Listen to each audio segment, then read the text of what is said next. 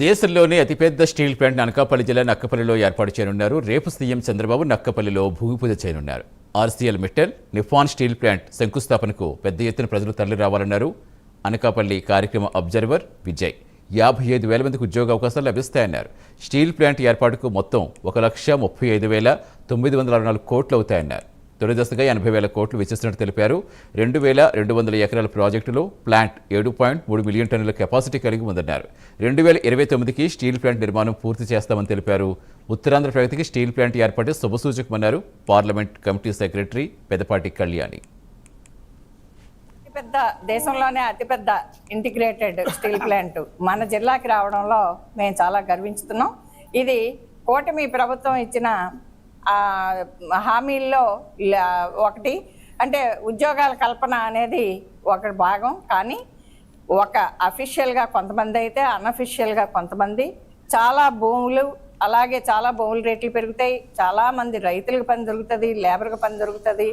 అలాగే అన్ని విధాల అన్ని రంగాల వారికి కూడా ఎంతో ఉపయోగకరమైన ఈ ప్రాజెక్ట్. ఇది అతిపెద్ద ప్రాజెక్ట్ కాబట్టి మేము ప్రతి ఇంటికి కూడా కూటమి నాయకులందరం కూడా ప్రతి ఇంటికి తిరిగి దీని తాలూకా ఈ స్టీల్ ప్లాంట్ అనేది ఎవరింట్లో సొమ్ము కాదు, ప్రజలదే కదా, ఇది మీది అని చెప్పి ప్రతి ఇంటికి వెళ్ళి తెలియజేస్తున్నాం.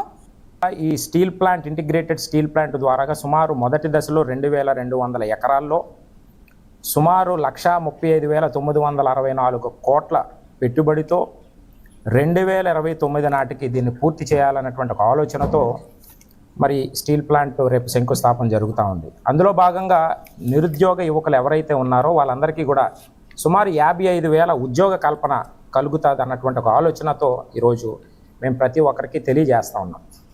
అంతేకాకుండా ఏదైతే దేశంలో అతిపెద్ద స్టీల్ ప్లాంట్గా మన విశాఖపట్నం, ఆంధ్రప్రదేశ్లో విశాఖపట్నం గాజువాకలో విశాఖ స్టీల్ ప్లాంట్ అనేది అక్కడ ఉంది. ఏ విధంగా డెవలప్ ఈరోజు పర్ క్యాపిటల్ ఇన్కమ్ కూడా గాజువాక ప్రాంతంకే, ఆ కాన్స్టిట్యున్సీలో.